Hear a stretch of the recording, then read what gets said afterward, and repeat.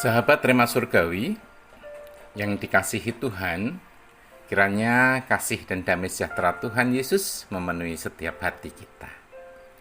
Pernahkah kita berpikir, mengapa Tuhan berkenan memerdekakan hidup kita? Apakah hanya supaya kita menikmati berkat-Nya?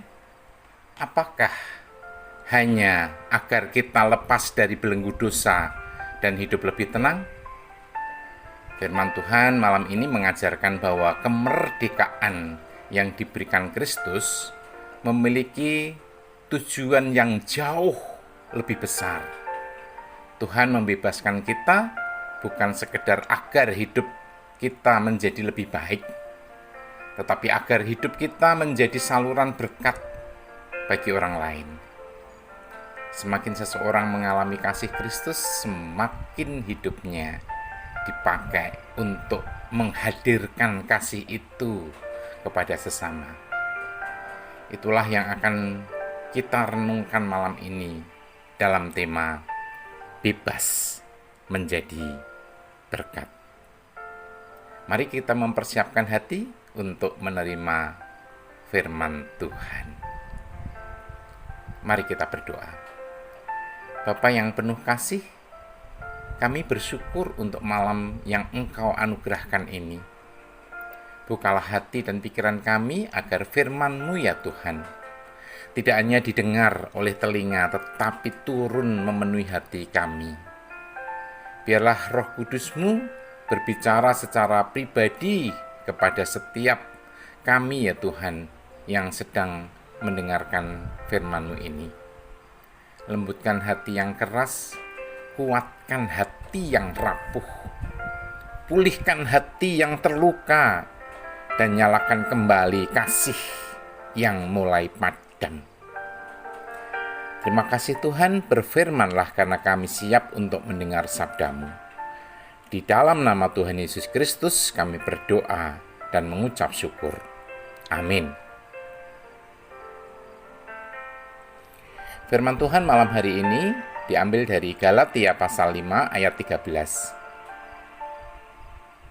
Saudara-saudara, memang kamu telah dipanggil untuk merdeka. Tetapi janganlah kamu mempergunakan kemerdekaan itu sebagai kesempatan untuk kehidupan dalam dosa. Melainkan layanilah seorang akan yang lain oleh kasih. Sahabat Rema Surgawi, kebebasan itu yang menjadi berkat. Ketika mendengar kata merdeka, kebanyakan orang langsung memikirkan kebebasan untuk memiliki, memilih, dan melakukan apa yang mereka inginkan. Bebas menentukan jalan hidup, bebas mengejar impian, bebas menikmati apa yang dimilikinya. Namun firman Tuhan mengajarkan bahwa kemerdekaan di dalam Kristus memiliki makna yang jauh lebih dalam dari semuanya itu. Rasul Paulus berkata, "Kamu telah dipanggil untuk merdeka, tetapi layanilah seorang akan yang lain oleh kasih." Artinya Tuhan tidak membebaskan kita supaya hidup semakin berpusat pada diri sendiri. Sebaliknya, Ia membebaskan agar hidup kita menjadi saluran kasih dan berkat bagi sesama. Semakin dewasa seseorang di dalam Kristus, semakin berubah arah hidupnya. Bukan lagi bertanya, apa yang masih kurang bagiku? Melainkan, siapa yang dapat ku berkati hari ini? Kasih Kristus mengubah cara pandang kita terhadap hidup. Dari ingin dilayani, menjadi rela melayani. Dari ingin menerima, menjadi sukacita dalam memberi. Dari hidup untuk diri sendiri, menjadi hidup yang membawa berkat bagi orang lain. Inilah kemerdekaan yang sejati. Bukan bebas melakukan apa saja, melainkan bebas dari belenggu ego. Sehingga hati mampu mengampuni tanpa menyimpan dendam, mengasihi tanpa memilih, melayani tanpa mengharapkan pujian, dan menjadi berkat tanpa menuntut balasan. Sahabat terima surgawi, kasih sejati itu tetap melayani walaupun terluka. Mari malam ini kita membayangkan sebuah perjalanan panjang melintasi Samudra Pasifik. Langit kelabu, angin bertiup kencang, gelombang bergulung-gulung menghantam sebuah kapal kecil bernama Messenger of Peace. Bukan kapal perang yang membawa senjata, bukan kapal dagang yang membawa kekayaan, melainkan kapal sederhana yang membawa kabar keselamatan. Di atas geladaknya berdiri seorang misionaris bernama John Williams. Tatapannya jauh menembus cakrawala. Di hadapannya terbentang pulau-pulau yang belum pernah mendengar nama Yesus. Ia datang bukan untuk mencari nama besar, bukan mengejar kenyamanan. Ia datang membawa Alkitab, membawa pengharapan, membawa kasih Kristus.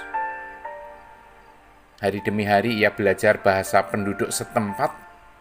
Ia tinggal bersama mereka, makan makanan yang sama, tidur di rumah-rumah sederhana, membangun gereja, menerjemahkan firman Tuhan, mencetak Alkitab, dan membimbing pemimpin-pemimpin lokal.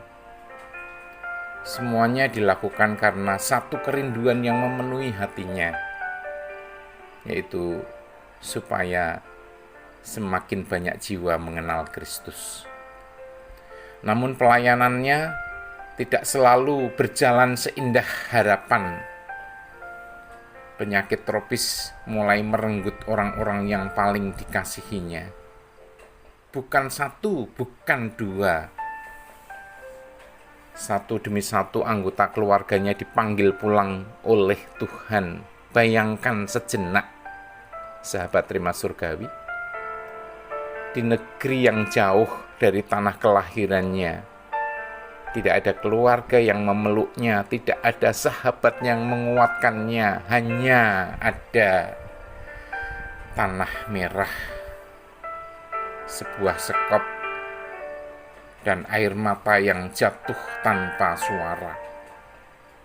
Dengan tangannya sendiri, ia menggali liang kubur. Dengan tangan yang sama, ia menurunkan tubuh istrinya ke dalam tanah. Beberapa waktu kemudian, ia melakukan hal yang sama kepada anak-anaknya. Malam terasa begitu sunyi, tangisnya hanya didengar oleh langit. Mungkin di dalam hatinya pernah bergumul, Tuhan, mengapa mereka yang harus pergi? Tidak ada seorang pun yang akan menyalahkannya jika saat itu ia memilih pulang. Tidak ada yang akan menganggapnya gagal jika ia berhenti melayani. Tetapi justru disitulah kasih Kristus berbicara. Keesokan harinya, dengan mata yang masih sembab, dengan hati yang remuk, dengan suara yang bergetar menahan tangis, John William tetap berdiri di mimbar itu. Ia tetap membuka Alkitab. Ia tetap memberitakan Kristus, sebab ia tahu dukanya boleh besar, tetapi kasih Tuhan jauh lebih besar. Ia pernah berkata, bahkan di ladang yang dipenuhi duka ini, kasih Tuhan tetap bertumbuh. Kalimat itu bukan sekedar kata-kata indah. Kalimat itu lahir dari hati yang hancur, tetapi tetap memilih untuk taat. Disitulah kita melihat makna dari Galatia 5 pasal 13. Kemerdekaan di dalam Kristus bukan berarti bebas dari penderitaan. Kemerdekaan di dalam Kristus adalah kebebasan untuk tetap mengasihi, tetap melayani, dan tetap menjadi berkat. Bahkan ketika hati sedang terluka. Akhir hidup John William pun menjadi persembahan terakhirnya. Saat hendak membawa Injil ke New Hebrides, ia dibunuh. Tubuhnya memang jatuh. Namun kasih yang telah ia taburkan tidak pernah mati. Benih Injil terus bertumbuh, gereja-gereja berdiri, jiwa-jiwa diselamatkan. Sampai hari ini hidup John Williams terus bersaksi bahwa orang yang benar-benar dimerdekakan oleh Kristus tidak akan hidup hanya bagi dirinya sendiri. Ia akan memakai seluruh hidupnya untuk menjadi berkat bagi orang lain, bahkan bila harus membayar harga yang sangat mahal. Sahabat terima surgawi, kasih selalu memiliki harga. Mengasihi memang indah, namun jangan pernah lupa bahwa kasih sejati tidak pernah lahir tanpa pengorbanan. Mengasihi itu bukan ketika dihargai, tetapi mengasihi menjadi ujian ketika disalahpahami. Kadang ketulusan dibalas dengan penolakan, kadang pengorbanan dianggap biasa. Kadang orang yang paling kita tolong justru menjadi orang yang paling melukai hati kita. Bahkan tidak jarang keluarga sendiri pun tidak memahami mengapa kita tetap memilih mengasihi. Namun Yesus tidak pernah menjanjikan bahwa melayani akan selalu mudah. Sebaliknya, ia menunjukkan bahwa jalan kasih adalah jalan pengorbanan. Lihatlah salib. Di sanalah kasih dinyatakan dengan harga yang tidak ternilai. Yesus rela menyerahkan dirinya agar dunia memperoleh hidup. Salib membuktikan bahwa kasih sejati selalu bersedia membayar harga demi menyelamatkan dan memberkati orang lain. Karena itu, kasih yang berasal dari Kristus tidak berhenti hanya karena tidak dihargai. Kasih tetap memberi ketika tidak menerima balasan. Kasih tetap mengampuni ketika disakiti. Kasih tetap melayani meski lelah. Kasih tetap setia ketika harus berkorban. Mengapa? Karena sumber kasih itu bukan kekuatan manusia yang mudah habis, melainkan Kristus yang kasihnya tidak pernah habis. Selama kita tinggal di dalam Dia, kita akan tetap dimampukan untuk mengasihi dan menjadi berkat sekalipun harus membayar harga. Sahabat terima surgawi, bebas menjadi berkat dimanapun kita berada. Mungkin Tuhan tidak memanggil kita menyeberangi samudera seperti John Williams. Namun malam ini Tuhan sedang memanggil kita untuk menyeberangi sesuatu yang jauh lebih dekat, yaitu ego kita sendiri.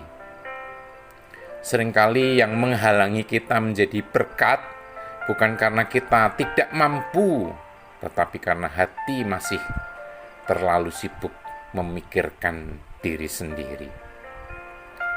Padahal di sekitar kita ada begitu banyak orang yang sedang menantikan sentuhan kasih.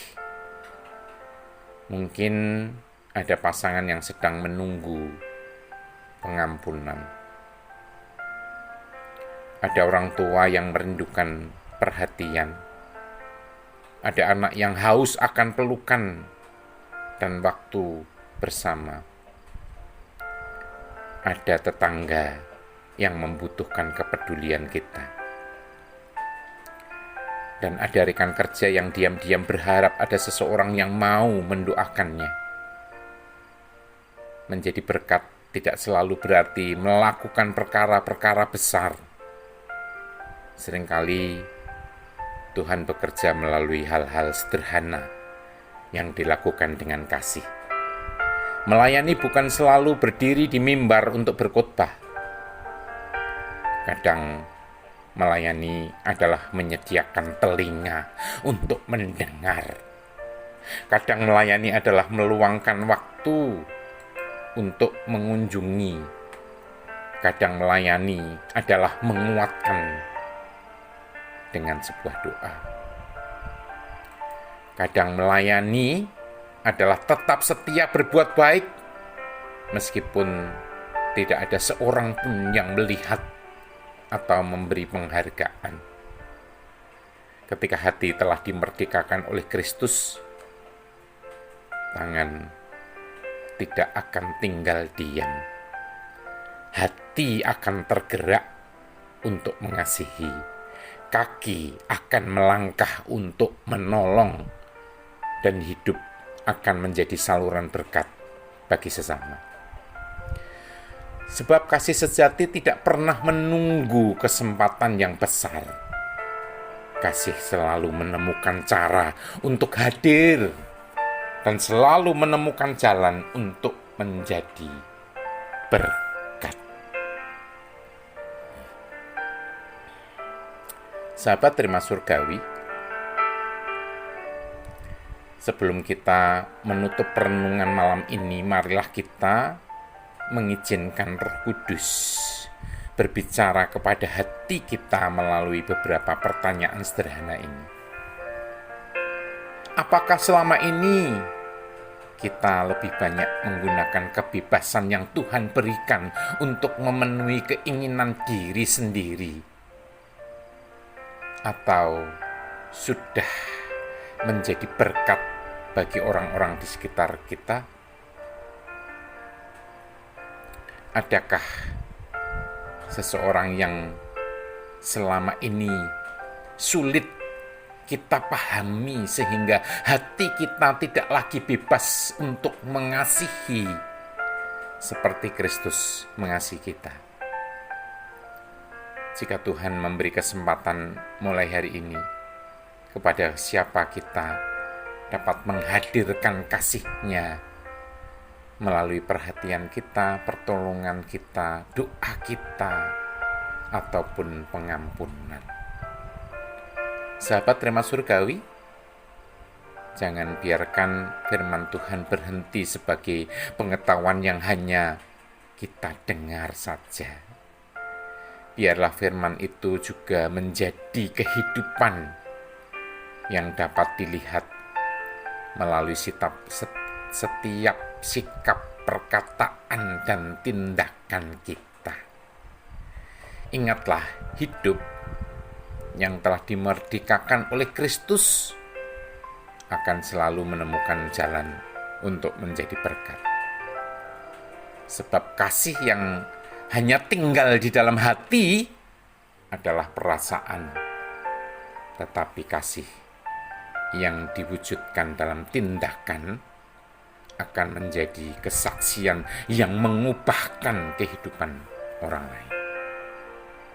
Mari kita berdoa. Bapa yang penuh kasih, terima kasih ya Tuhan untuk firman-Mu malam ini.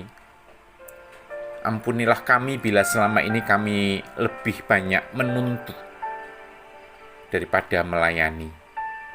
Ajarlah kami menggunakan kemerdekaan yang telah Kristus berikan untuk menjadi saluran kasih bagi sesama.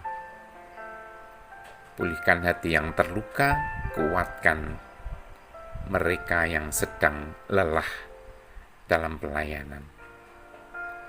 Hibur mereka yang merasa pengorbanannya tidak dihargai. Berikan keberanian untuk tetap mengasihi sekalipun harus berkorban. Biarlah hidup kami menjadi kesaksian bagi kasih Kristus masih nyata di dunia ini. Terima kasih ya Tuhan. Dalam nama Tuhan Yesus Kristus, kami berdoa dan mengucap syukur. Amin. Sahabat Rema Surgawi, kemerdekaan yang Tuhan berikan bukanlah akhir dari perjalanan iman, melainkan awal dari sebuah kehidupan yang menjadi berkat. Setiap hari Tuhan membuka kesempatan bagi kita untuk menghadirkan kasih-Nya melalui perkataan yang menguatkan, tangan yang menolong, hati yang mengampuni, dan hidup yang mau melayani. Mungkin kita tidak dipanggil menyeberangi lautan seperti John Williams, namun dimanapun Tuhan menempatkan kita di dalam keluarga, di tempat kerja, di lingkungan sekitar, atau di tengah pelayanan, di sanalah Tuhan ingin memakai hidup kita menjadi berkat. Karena pada akhirnya hidup yang paling bernilai bukanlah hidup yang hanya menikmati anugerah Tuhan, melainkan hidup yang membagikan anugerah itu kepada orang lain. Kiranya setiap langkah kita menjadi bukti bahwa kemerdekaan di dalam Kristus selalu menghasilkan kasih yang memberkati. Tetaplah hidup di dalam kasih, tetaplah setia, dan jadilah berkat dimanapun Tuhan menempatkan kita. Dan sahabat Rema Surgawi, inilah suara kebenaran itu, bahwa kemerdekaan di dalam Kristus mencapai tujuan tertingginya ketika hidup berhenti berpusat pada diri sendiri dan menjadi persembahan kasih bagi sesama. Tuhan Yesus memberkati. Amin.